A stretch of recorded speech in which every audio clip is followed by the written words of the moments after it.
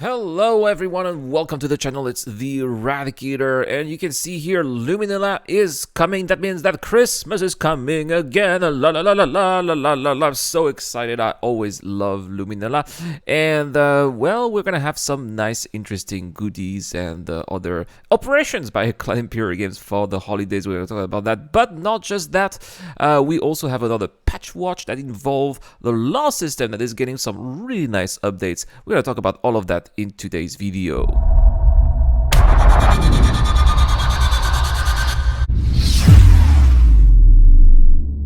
And we are going to start with Luminella 2952. Luminella, which had kind of a few controversy last year, to say the least. Let's see if Clan Imperial Games have learned from their mistakes. So Luminella, for those of you who don't know, is a Banu. First of all, it's not Christmas, but it coincides with Christmas. I guess it revived the flame for Christmas in the Star Citizen universe. And of course, it is a great chance to be getting a starter pack to a friend of yours who doesn't have Star Citizen, or maybe for yourself, which is why I am giving away myself on Discord this month a starter pack with a cutter. So feel free to be joining our Discord and join our video sharing contest. Patreon and YouTube members also have automatic access by entering their names.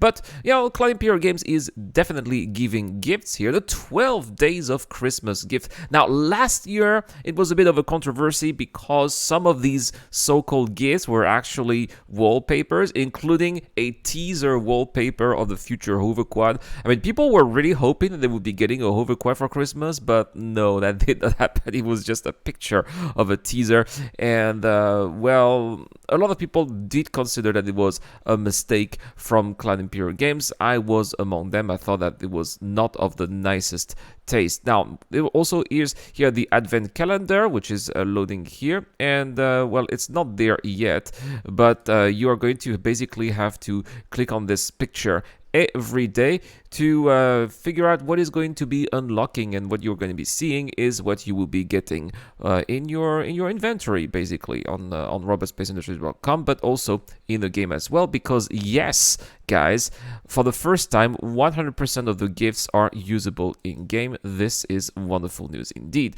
For Luminella, we always have those little boxes here that we can find at landing zones, but also outposts as well, and they include a little bit of money that you can claim at the trading kiosks. And well, I'm sure that with persistent and teacher streaming, it's going to be a very interesting sight inside people's cargo holds. Now, you also have the traditional screenshot contest, which is going to be giving you various gifts if you win some of the contests. Clan Imperial Games always have ships to be giving away, and it seems like they were giving away a Reclaimer, my goodness, with LTI, a Corsair for second place, and a Rife for third place. So some really good prizes there indeed. Also, we also have the referral bonus as well. If you want to be joining Star Citizen, please don't forget to turn in here that referral code that you'll find in the description down below. Yeah, shameless plug in here, but it's going to get you 5,000 extra Alpha UEC. That's what I did with my own alt account, actually, and I gotta say that it's going to be helping a lot when I will be doing the 0 to hero playthrough that I do intend to do with 3.18 on Twitch.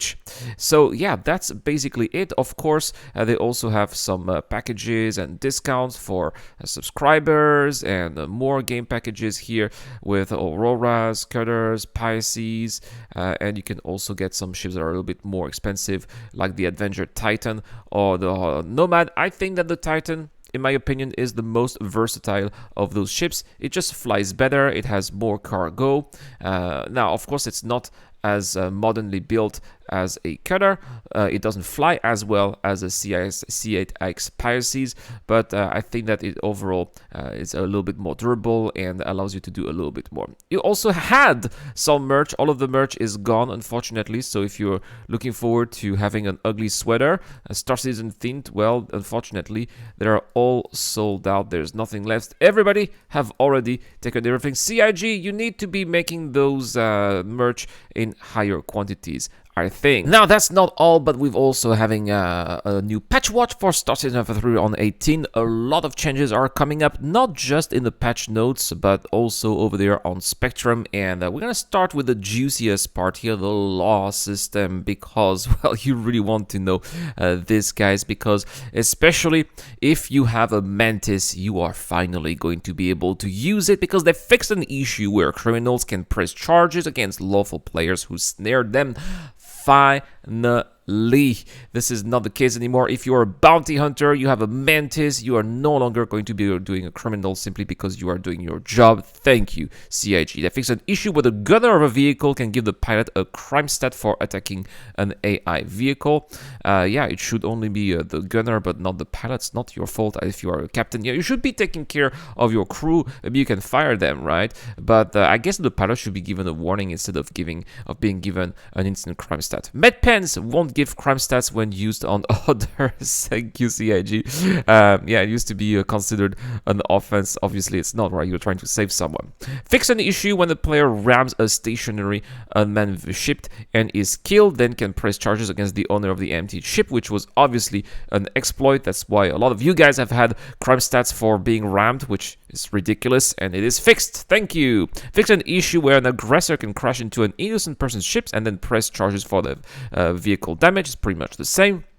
Fix an issue where players with crimes who have infiltrated the prison can wipe their crime by getting in the release lift. Now, apparently this was a bug found by Citizen Kate, a prominent YouTuber, and well, good find here. They modified the call to arms mission to respect the crime stats, and they also changed it so crime stat 1 and 2 will not cause the players to be arrested or denied landing. But that's not all. We also have quite a lot of quality of life adjustments here. For example, the ATC will now clean up debris when you are landing on the pad or on in a hangar, and also they've added a lot of things here. For example, when you are the Platinum Bay, players will only see ships that they can spawn at Platinum Bay. When reconnecting a com array, players can now cancel the reconnection if they choose to allow illegal players to retake the location and ensure that lawlessness continues. They changed some fundamentals of how spawn closets work. For example, NPCs will no longer be deleted when they stream out and will instead be tied to the streaming manager. This should help fix missing NPCs in mission, and it should be totally okay because now there's persistent entity streaming, so it should be helping with NPCs too. Fix an issue with location sharing names when they should be unique. For example, there are two NT99916s, which was causing confusions when accepting missions.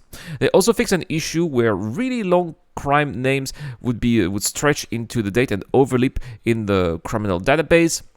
And fix an issue where the common repair missions wouldn't be regenerated due to setting based in the mission record. Fix an issue where some of the derelict items would not spawn, preventing derelict missions. We also changed here, they also changed them to use the new tech, as the servers are now taking some time to send certain events, which made them look like they didn't work. They changed the arrival distance to security post Korea when traveling, so now you should arrive closer than before. Yes, it was a bit far before, like 20 kilometers. And they fixed an issue here regarding the surface of relay missions, as there were issues where the terminal would not pop up out of a relay. They've added a voice line pack to security so that they feel more alive. Yes, thank you, CIG, because they were always the same lines. It was a bit annoying. They fixed various issues with the Siege of Horizon that included fixing the issue where dialogue would play when players enter the ship being used in an event, and changing the way shipping containers spawn so that they're not always at the location. They changed how some of the objectives work in the prisoner transport mission, as they are more structured and should make more sense. They've updated missions to allow non-lethal takedowns to count toward mission progression. This will work for a lot of missions, but not all of them. They fixed an issue with the oxygen kiosk mission where it wouldn't pick the correct oxygen kiosk. They made the black spot ignore the com array overview, so players can commit crimes in this zone and get away with it. They also added a prison-based loot to the AI-inhabited prison caves, and they've also added Platinum Bay to Barton Flats, so players can go there after escaping the prison, guys. That is pretty much it for this video, but let me know in the comment section down below, guys, what do you guys hope you're gonna get for Luminilla. I hope that we're gonna get some nice little, weapons or clothes or pieces of armor. It would be nice so that we could use them in the game with some little nice Christmas coloring, I guess. But what do you guys think? Let me know in the comment section down below. We got a giveaway this month. We're giving away a Drake Vulture. So all you have to do is to subscribe to the channel and answer the question. As I also mentioned, we also have a giveaway on Discord with a Cutlass pack with the LTI, but also an STV with the LTI, and also another ship, which is a C8R with the LTI too. All you have to do is to join our video sharing contest or become a Patreon and YouTube member and enter your name on Discord. That is all for today's video. Thank you so much for watching. A big shout out as always to Dr. Falbin, Wolfpack Pug, and also Zeo Crusher. It's been the Eradicator. I will see you guys later.